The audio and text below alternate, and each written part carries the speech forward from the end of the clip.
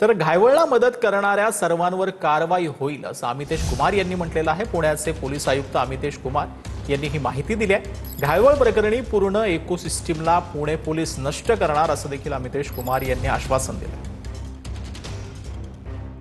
निलेश गायवळे संदर्भात असेल किंवा सचिन गायवळच्या संदर्भात खूप मोठा मुद्दा चर्चेला जातोय। नगरच्या पोलिसांची चौकशी होणार होती अशी सुद्धा तुम्ही जे काही वक्तव्य केले, काय त्या संदर्भातली सध्या अपडेट आहे? जे काही गुन्हेगार आहे, जे गुन्ह्याचे मार्गमध्ये जाताना जे कोणी त्यांना मदत केले, प्रत्यक्ष अप्रत्यक्ष सहकार्य केले, त्यांचे गुन्हेगारी वृत्तीला काही ग्लोरीफाय करण्याचे प्रयत्न केले, ही पूर्ण इकोसिस्टमला पुणे शहर पोलीस दल पूर्णपणे नष्ट करतील।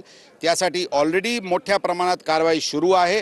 त्यांचे काही आर्थिक स्रोत असतील, जे काही त्यांचे गुन्हेगारीवरून जे काही मालमत्ता त्यांनी हस्तगत केलेल्या आहे त्याचे जप्तीचे कारवाई, हे पूर्ण इकोसिस्टम नष्ट करण्यासाठी पुणे शहर पोलीस दल प्रयत्नशील आहे। पुढच्या काळात पुणेकर आणि पुणे शहर पूर्णपणे शांत आणि डिसिप्लिन्ड होतील, याचे परिणाम आपल्याला दिसेल। सर, शेवटचा प्रश्न विचारतो, सध्या राजकीय वरदहस्त या गुन्हेगारांना मिळते अशी सुद्धा जोरदार चर्चा सुरू कोणत्याही आहे। प्रकारचे राजकीय वरदहस्त कोणालाही भेटत नाही, हे पूर्णपणे चुकीचे नॅरेटिव्ह आहे।